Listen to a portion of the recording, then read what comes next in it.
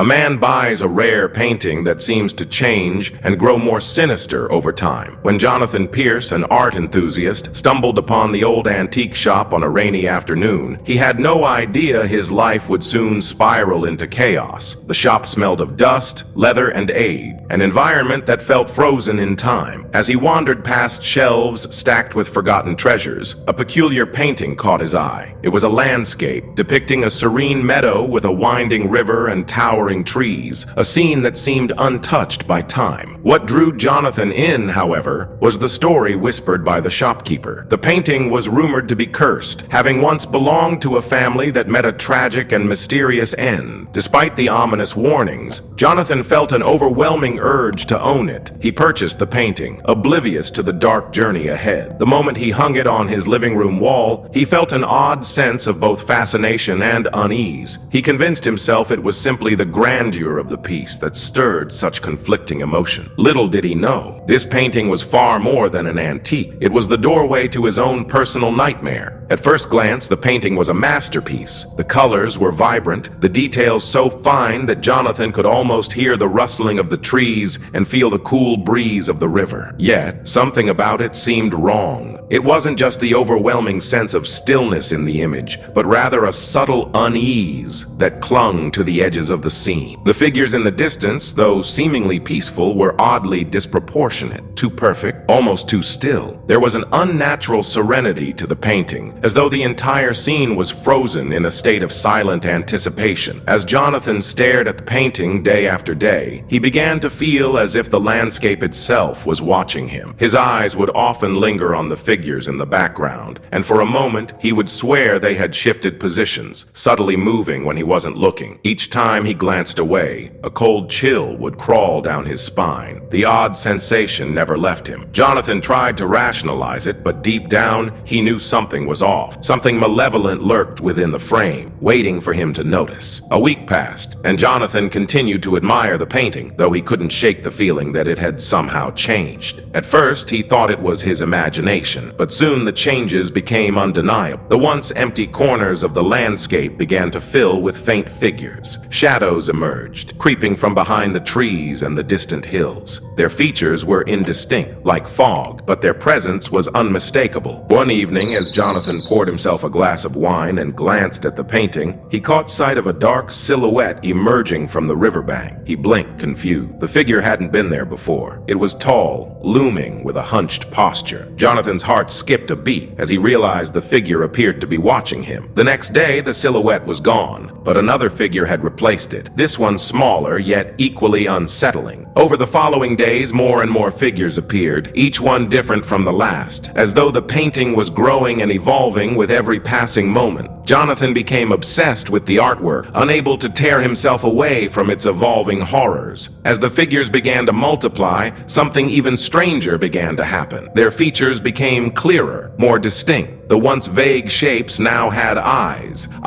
that gleamed with an unnatural intelligence. Jonathan stared at the painting one afternoon and felt a sense of dread wash over him. The figures, who had once seemed like mere figments of the landscape, were no longer simply watching him. They were staring, unblinking, as though they could see into his very soul. One figure in particular stood out, a man dressed in tattered clothing, his face a twisted mask of sorrow and malice, locked eyes with Jonathan. The man's expression seemed to shift, as though he was trying to convey a message, a warning. But the more Jonathan looked, the more the man's features became distorted, his face warping into something grotesque, as if the painting was alive and reacting to his presence. The air around Jonathan grew colder, and he could hear whispers, faint but unmistakable, coming from the direction of the painting. He quickly turned away, his pulse racing. But no matter how far he backed away, the eyes of the figures in the painting followed him, their gaze never leaving. In his desperation to understand the origin of the painting, Jonathan began to research its history. He returned to the antique shop where he had purchased it, hoping to find more answers. The shopkeeper, an elderly man with deep wrinkles and a knowing look in his eyes, leaned in closer as Jonathan asked about the painting's past. The man's voice trembled as he recounted the story of the painting's original owners, the Blackwood family. They had been a wealthy, reclusive family who lived in an isolated manor on the outskirts of town. It was said that the family had commissioned the painting, which was created by a renowned artist who mysteriously disappeared shortly after finishing it. The Blackwoods had displayed it in their home, and it quickly became the centerpiece of their collection. But tragedy struck one night. The entire family was found dead, their bodies twisted and contorted in unnatural ways as though they had been driven to madness. The painting, however, was untouched, its figures now forever frozen in a sinister tableau. The townspeople whispered of a curse, claiming that anyone who owned the painting would fall victim to the same fate as the Blackwoods. The shopkeeper had warned Jonathan, but his fascination had blinded him to the dangers. As Jonathan delved deeper into the story of the Blackwoods, the figures in the painting began to change in even more disturbing ways. They no longer remained passive observers. They began to move, slowly at first, but then, with increasing urgency, the once still figures in the background started to reach out, their fingers elongating as though they were trying to break free from the confines of the canvas. At night, Jonathan would hear strange noises emanating from the painting, scratching, tapping, faint whispers that seemed to call his name. He would awaken in a cold sweat, only to find the painting unchained, yet the sense of unease remained. One evening, Jonathan stood in front of the painting, transfixed by the figure of the man who had first locked eyes with him. To his horror, the figure's lips parted, and he whispered a single word: "Help." Fear consumed Jonathan as he tried to move away, but the figures seemed to shift with him, following his every movement. It was as if the painting was alive, feeding off his fear, growing stronger with each passing day. As the days wore on, Jonathan's sanity began to unravel. Every time he looked at the painting, he was plunged into a vision, horrible, fragmented glimpses of the past. He saw the Blackwoods, their faces twisted in agony as they were consumed by an invisible force. He witnessed the moment the painting was created, the artist's hands trembling as he captured the twisted, cursed landscape. But the visions didn't stop there. They became more personal, showing Jonathan images of his own future, dark, unsettling glimpses of what awaited him if he didn't act. He saw himself trapped in the painting, his face frozen in terror, his body contorted as if he had been claimed by the curse. The whispers from the painting grew louder, urging him to join them in the painted world. Jonathan knew he had to destroy the painting before it consumed him, but every attempt to look away from it was met with overwhelming force, as if the painting had gained control over his mind. Driven by desperation, Jonathan tried everything to destroy the cursed painting. He smashed the glass with a hammer, tore the canvas from the frame, and even tried to burn it. But no matter what he did, the painting regenerated, untouched by the destruction. The canvas would stretch and warp, the figures returning to their original positions, their eyes still watching, still waiting. Jonathan's frustration grew. The more he fought to destroy the painting, the more it seemed to torment him, as though mocking his efforts. It was as if the painting had an unshakable hold over him, and no matter how much he tried to break free, it only pulled him deeper into its dark web. Jonathan's life began to fall apart. He could no longer focus at work. His relationships grew strained, and he became increasingly paranoid. He stopped leaving his house, afraid that the curse would follow him wherever he went. The figures in the painting grew bolder, reaching out toward him, as if trying to pull him into their world. His dreams were haunted by the Blackwoods, their twisted faces appearing in his nightmares. The painting had become more than just a curse. It was consuming his very soul. The more he gazed at it, the more he felt himself slipping away, his identity fading as the figures in the painting grew stronger. In a final attempt to break the curse, Jonathan dove deeper into the history of the Blackwood family. He uncovered a hidden secret. The artist who created the painting had once tried to destroy it, but was cursed to live within the painting forever. To break the curse, Jonathan had to uncover the artist's true identity and destroy the painting in a way that had never been done before. With this knowledge, Jonathan gathered his courage, and using a ritual tied to the family's dark past, he destroyed the painting. As the flames consumed the canvas, the figures screamed, their faces contorted in agony. Jonathan felt the weight lift from his soul as the curse was finally broken. But as the painting burned, Jonathan knew one truth: there would always be more cursed art waiting to claim the next soul. If you enjoyed this chilling tale, don't forget to like, share, and subscribe for more terrifying terrifying stories. Hit the notification bell to stay updated on all our latest horror content, and leave your thoughts in the comments. What would you do if you stumbled upon a haunted painting